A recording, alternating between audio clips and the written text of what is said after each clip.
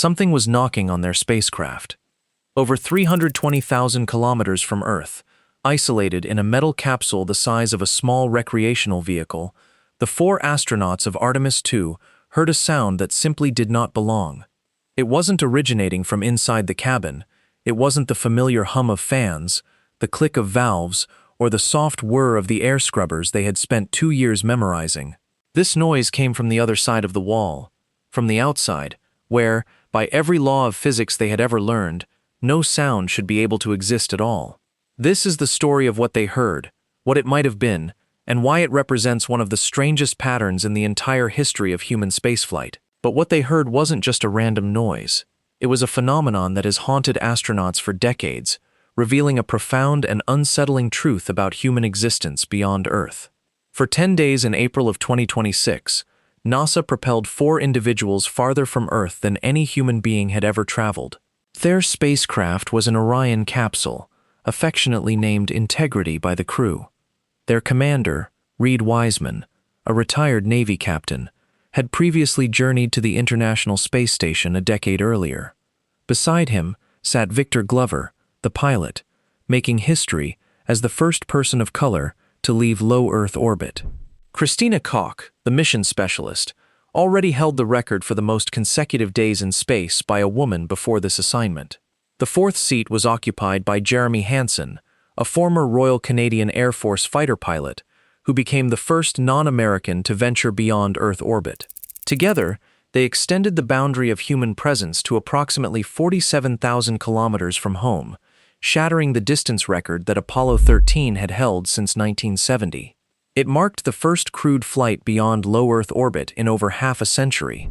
Most accounts of this mission focus on the triumph, the lunar flyby, the splashdown off San Diego, the long-awaited return to deep space. What you likely haven't read about is the silence, and what that silence sometimes allowed. Space, in its strictest definition, is silent. There is no air to transmit vibrations from one molecule to the next. A bomb could detonate 3 meters from your window in deep space, and you would hear nothing through the vacuum. However, you might still hear something through your spacecraft, because a spacecraft is not silent. A spacecraft is a thin metal shell enveloping a pocket of pressurized atmosphere, and that shell speaks. It expands, it contracts, it pings, it groans. And when something strikes it, even something microscopic, the entire structure resonates like a struck bell. Every astronaut inside hears it, from one end to the other. This is precisely what the 4 members of the Artemis II crew encountered as they cruised toward the moon. To grasp why an external noise would unnerve even the most seasoned astronaut, you must understand the nature of the cabin itself. Orion's pressurized crew module offers an internal volume of about 9 cubic meters of habitable space, roughly the size of a large minivan. 4 adults, their seats, suits, food, tools, and every piece of life support equipment all share that single confined tube. The walls separating them from the void are layered, yet at their thinnest points, they are measured in mere centimeters. On the other side lies vacuum, radiation, and temperatures swinging from scorching daylight to a frigid 200 degrees Celsius in the shadow. Scattered across the path between Earth and the Moon is a fine sleet of dust grains and rock fragments, some smaller than a grain of sand, traveling at speeds of tens of kilometers per second. A grain of sand at that velocity possesses the kinetic energy of a rifle bullet, and it offers no warning before its arrival. Now, imagine you are inside that minivan. Your only connection to home is a radio link, delayed by more than a second in each direction. You have rehearsed every alarm. You recognize the sound of the carbon dioxide scrubber, the clicks of the valves, the hiss of the suit ports. You know, with the kind of intimacy only astronauts develop, what your machine is supposed to sound like. And then you hear something that isn't on the list. That is the moment your rigorous training clashes with your primal instincts. And your instincts very quietly begin to scream. The Artemis II crew was not the first to experience this. They were the latest in a long, peculiar lineage of humans who carried their atmosphere into a place that has none, only to discover that their ship still produced inexplicable sounds. Consider October of 2003. China launched its first taikonaut, a fighter pilot named Yang Liwei, aboard a single-seat capsule called Shenzhou 5. He was alone, the first human his country had ever sent above the atmosphere, and the entire program's success hinged on his survival. He completed his first orbit. Then he heard it. A knocking sound. Slow, hollow, deliberate, like someone striking the outside of an iron bucket with a wooden hammer. He recounted to the BBC years later that he couldn't determine its origin. It wasn't from inside the cabin. It wasn't. The Chinese space program took the question seriously enough that future Shenzhou crews were briefed on it before launch. Just so you know, they were told. Sometimes you might hear a knocking. It's normal, we think. Yang's own description, given to interviewers years later, is the part that truly resonates. He said the sound didn't seem to come from inside the cabin, nor did it seem to come from outside. It seemed to emanate from the wall itself, as if the metal separating him from the vacuum had developed a voice of its own. He peered through the porthole. He inspected the panels within reach. He found nothing. Then he attempted what every isolated human eventually tries when the unknown refuses to explain itself. He decided it was fine. He completed the rest of his orbits with the sound as company. Upon his return to Earth, a hero, he carried the question home with him. Other Chinese astronauts on subsequent flights also reported hearing it. The same description, the same uncertainty, the same eventual shrug. Go back further, to May of 1969. Apollo 10 served as the dress rehearsal for the lunar landing. Tom Stafford, John Young, and Eugene Cernan piloted the lunar module down to within 15 kilometers of the surface and then back up. As they passed behind the moon, completely cut off from Earth, their radios picked up a strange whistling sound. They described it as outer space music, eerie and otherworldly. They mentioned it on the recordings, slightly nervous, slightly amused, clearly unwilling to dismiss it as nothing. NASA classified the audio for decades. When it was finally released, engineers explained that it was almost certainly radio interference between the lunar module and the command module. Two transceivers operating at close frequencies producing a beat pattern. A clean explanation, possibly the correct one. But the astronauts at the time did not have that explanation. They just had the whistling. Fast forward to 2024 and 2025 on the International Space Station. Astronauts aboard Boeing's troubled Starliner test flight reported hearing a strange pulsing sound through the spacecraft speakers, a noise that Mission Control eventually traced to audio feedback in the communication system. Before that, in 2003, 2007, and 2011, various station crews reported unexplained taps, clicks, and pops emanating from the hull. Most were eventually attributed to thermal stress. As the station passed in and out of Earth's shadow every 90 minutes, the metal contracted and expanded, releasing that strain through tiny mechanical pings. Most, but not all. This is the lineage Wiseman, Glover, Koch, and Hansen joined when they boarded Integrity. They were not naive. Every astronaut is briefed, formally and informally, that their spacecraft will produce sounds they have never heard before. Every astronaut is told to expect knocks, taps, hums, and groans. And every astronaut, no matter how rigorously trained, eventually hears one that doesn't match the briefing and feels a small, primal animal somewhere in their nervous system go rigid. So, what could the Artemis II sound have been? Start with the most probable explanation: thermal flexing. Integrity was a spacecraft constructed from aluminum, titanium, composites, and ablative coating, all bonded into a single pressure vessel. As the capsule rotated, a maneuver NASA calls passive thermal control, or barbecue mode, different sides of the hull cycled through extreme temperature swings. The sun-facing side could reach well above 100 degrees Celsius, while the shadow side plummeted well below freezing. Metal expands when it heats and contracts when it cools, and it doesn't do this smoothly. It happens in tiny, sudden releases, like ice cracking on a winter pond. Each release sends a vibration through the hull. Inside the pressurized cabin, that vibration becomes a sound, a pop, a creak, a knock. Engineers have been aware of this phenomenon for 60 years. They factor it into the design. They warn the crews. Yet, every time it occurs, the human ear interprets it as something deliberate, something intentional. This is because the human ear evolved on a planet where a sudden knocking sound usually meant another animal was trying to get in. Then there is the second possibility, micrometeoroid impacts. The space between Earth and the Moon is not empty. It is salted with dust, fragments of asteroids, debris from ancient comet tails, particles of solar origin, and even tiny chips of rock ejected from the lunar surface itself by impacts billions of years ago. Most of these particles are smaller than a grain of rice. Some are smaller than a grain of sand.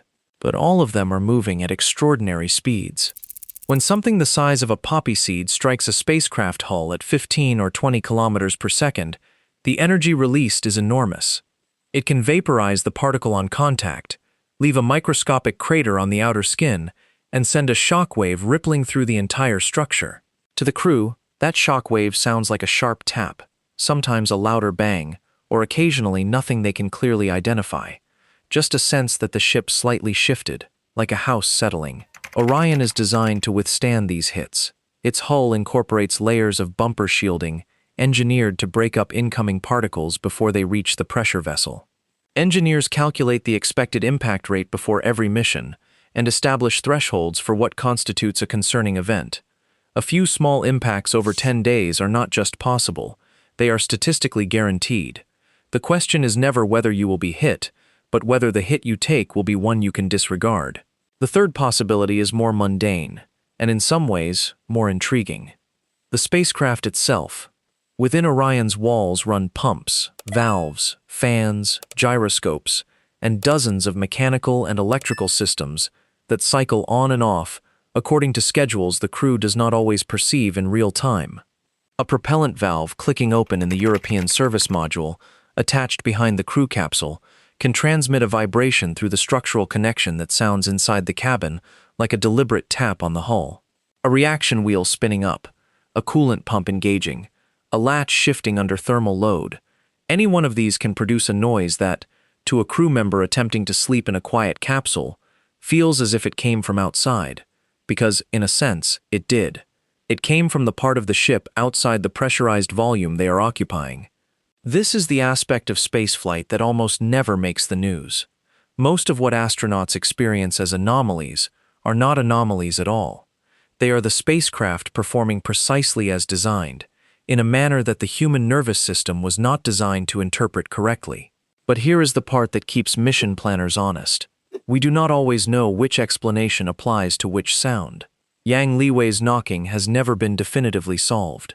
The Apollo 10 whistling has a likely cause but not a certain one. The various ISS clicks have explanations, plural, because no one can prove which specific mechanism produced any given event after the fact.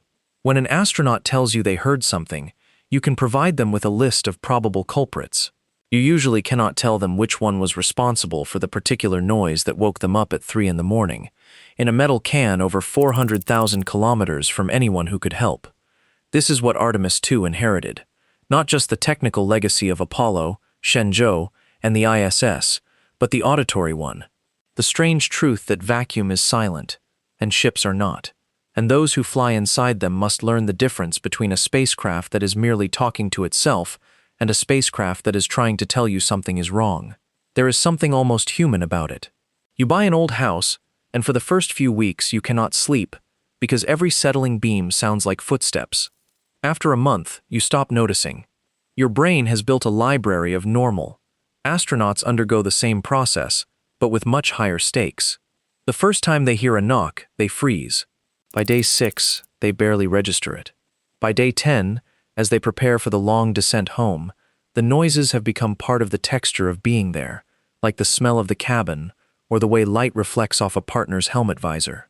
What never fully dissipates is the question, was that one a thermal pop? Was it a piece of dust the size of a freckle hitting the heat shield?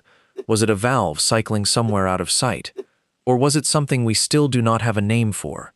Every astronaut who has flown long enough to hear it has, in their own private way, made peace with not knowing.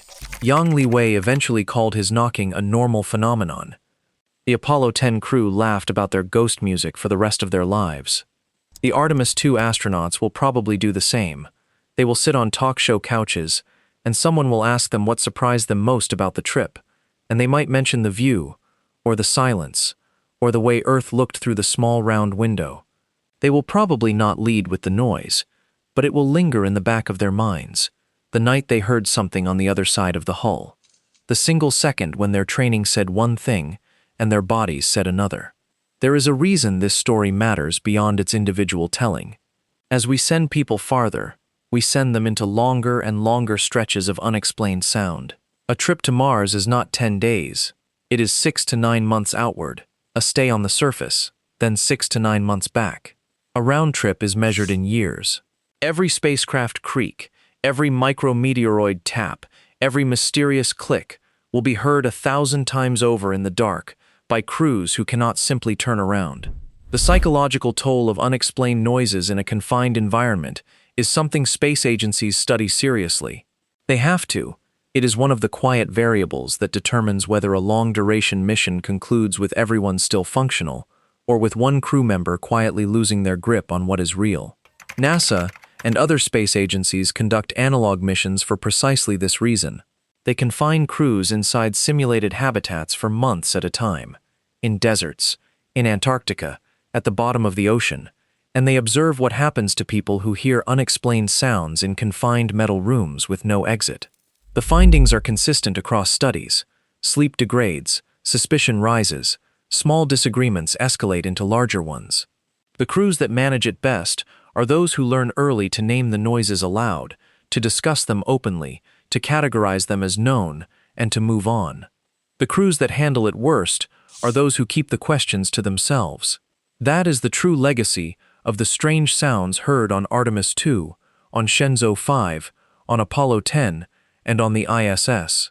They are not ghost stories, they are training data. Every reported tap, every logged knock, every astronaut report that mission control files away under unexplained acoustic event contributes to the slowly growing understanding of what it actually feels like to be a human being living inside a sealed metal vessel, surrounded by nothing. We are still in the very early chapters of that understanding. Approximately 650 people have ever ventured into space.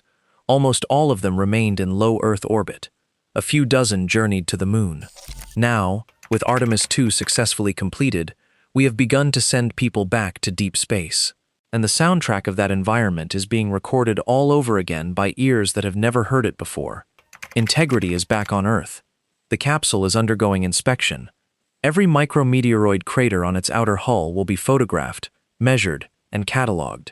Every minor anomaly logged during flight will be cross-referenced with telemetry. Somewhere in those logs, there will be a moment when one of the 4 crew members looked at another and said, "Did you hear that?" And the answer was, yes. We just may never know exactly what they heard. The honest version of this story is not that the Artemis II astronauts encountered something supernatural in space. They did not. The honest version is harder and more interesting. They encountered something normal in the most extreme environment any human has visited in half a century and discovered for themselves what every astronaut before them has discovered. The line between a routine spacecraft sound and the most disturbing noise of your life is not drawn by physics. It is drawn by your nervous system. In the dark, hundreds of thousands of kilometers from anyone who can tell you it is fine. We sent 4 people farther than any human has ever been. They came home with photographs, with data, with stories, and with the memory of a sound that, somewhere in the quiet hours between Flight Day 3 and Flight Day 10, made all 4 of them stop what they were doing and listen, not to mission control, not to each other, but to the wall. Because something on the other side of the wall had spoken first, and that, more than any image of Earth shrinking behind them, is what space actually feels like. Not silent, not empty, not safe in the way our planet is safe.